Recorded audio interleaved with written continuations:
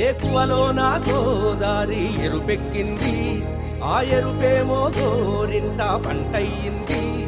ఏకువలో నా గోదారి ఎరుపెక్కింది, ఆ ఎరుపేమో గోరింట పంటయ్యింది.